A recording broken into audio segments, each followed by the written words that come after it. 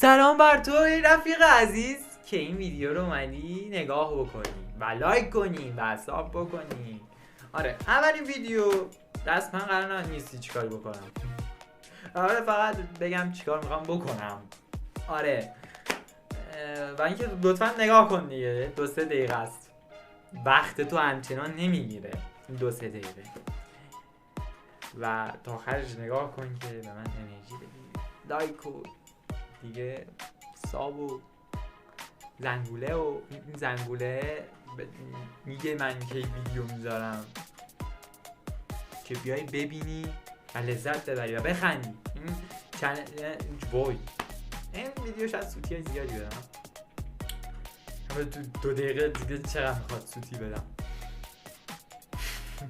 بس سوتی فعلا نگیرید نه کات میشه نه چیز دیگه ای، همین آپلود شده. قراره کلی ویدیوهای خفن هم داشته باشیم و من ویدیوهای ترسناک همش فانه دیگه و ترسناک اسمش ترسناکه، واسه من ترسناکه، واسه تو که ترسناک نیست. تو فقط داری اونجا میخندی که اون جنه بیاد منو بخوره یا نمیدونم وسایل پر بده یا نمیدونم ریاکت بدیم، ریاکت به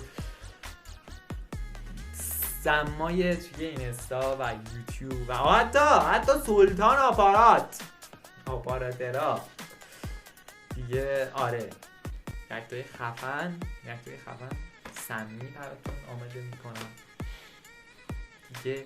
همین امیدوارم که از ویدیوهای آینده خوشتون بیاد. از این ویدیو هم مطمئنا خوشتون اومده که تا اینجاش نگاه کردید. این ویدیو صرفا معرفیه که ببینید من چه روندی رو میخوام پیش ببرم و زودتر بیای سابسکرایب به من بشی. چه اعتماد به نفسی هم من دارم که تو قرار منو ساب کنی.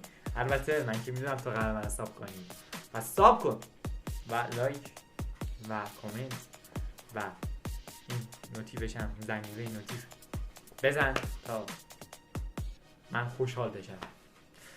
همین کلام آخرم همین بود. 2 دقیقه و 24 اینا شاید شده باشه ویدیو. امیدوارم که لبتون همیشه خندون باشه و تا ویدیوهای جدیدی که قراره بسازم خدا نگهدار.